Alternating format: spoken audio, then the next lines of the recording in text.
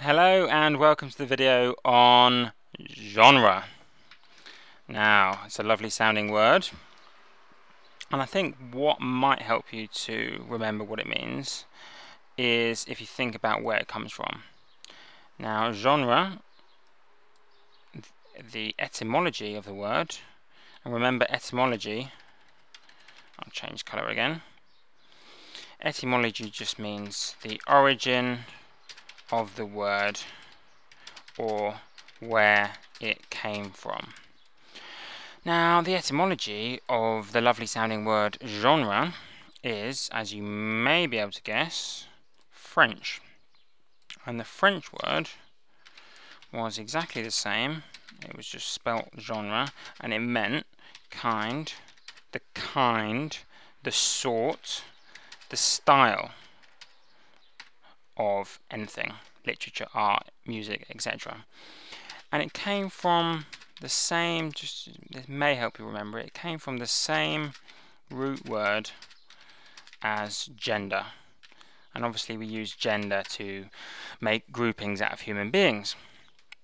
Now, what might be the best way to think about genre? Well, one way of thinking about genre is to think of it as a loose set of attributes that show the reader which group a text could or does belong to. That's genre. That's genre. Now, what does attribute mean?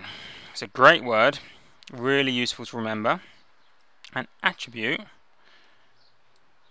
is just something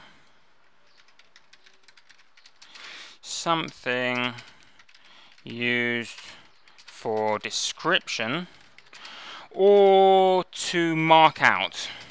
So with human beings, it might be tall.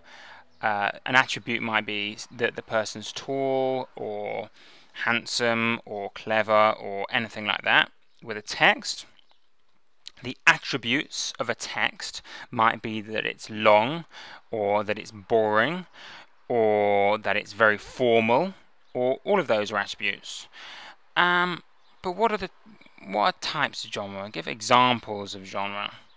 Well, I guess the two most basic genres, very important obviously, are the simplest genres and most important.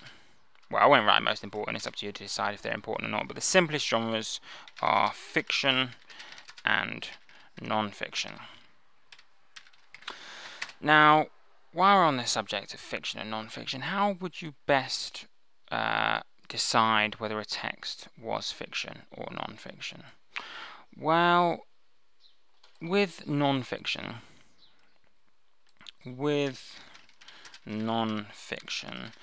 it usually has, not always, it usually has a practical purpose. You know, fiction is often less practical in its purpose. It can be extremely practical, but it's often less practical in its purpose. And with non-fiction, it usually has a particular job to do. That's non-fiction.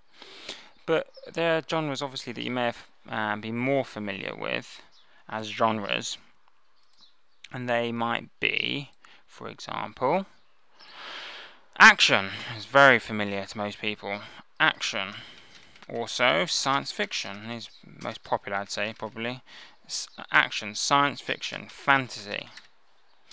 But if you see, the attributes of science fiction and fantasy are different, that make them their own genre, are different from action, if you think about it. Because with science fiction and fantasy, the attributes are all about context. With fantasy, it's all about some sort of imaginary past, usually. Or with science fiction, it's about the future, often. But with action, it's not. With action, it's not about context so much. It's about content, as in, you know, it's often violence or excitement or climax. It's about what's actually in it. And that might make you think, well, these can mix, can't they? I mean, you can have action within fantasy. Or you could have another genre, romance, or mystery, or thriller within science fiction. And you can. That's perfectly right. Attributes can mix, genres can mix. And this whole process of thinking about genres and deciding where texts fit in, which genre they are, it's been going back thousands and thousands of years.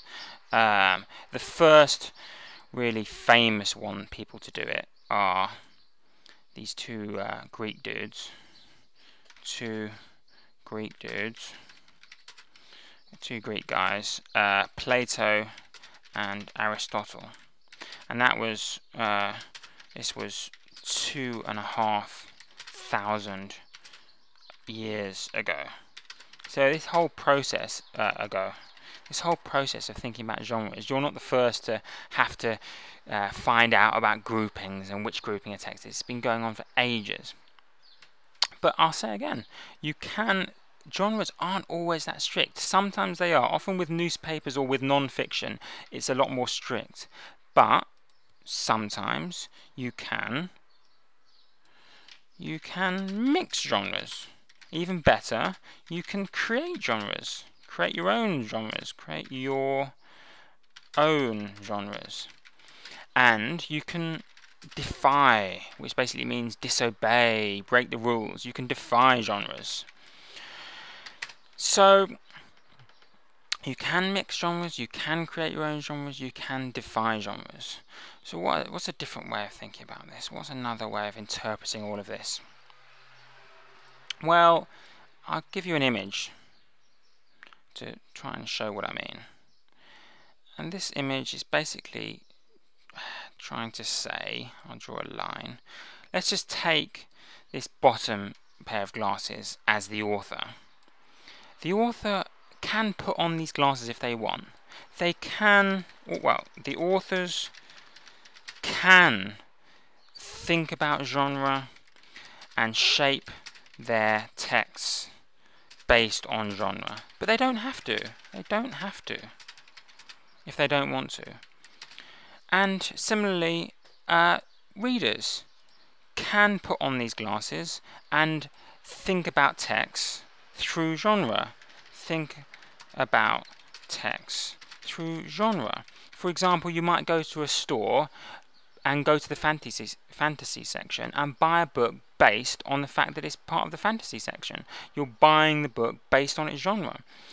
But the reason why I choose glasses to illustrate this point is to show that it's a choice. You don't have to read it looking through this perspective. You can just read it, just take off the glasses and just read it and just forget about the genre.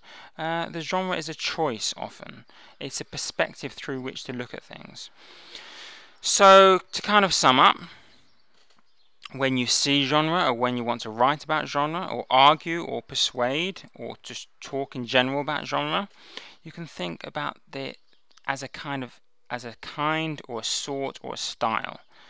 And you can think, what attributes does this text have to mark it out as a particular genre? Think about the basis of fiction or non-fiction, or genres like action, science fiction and fantasy.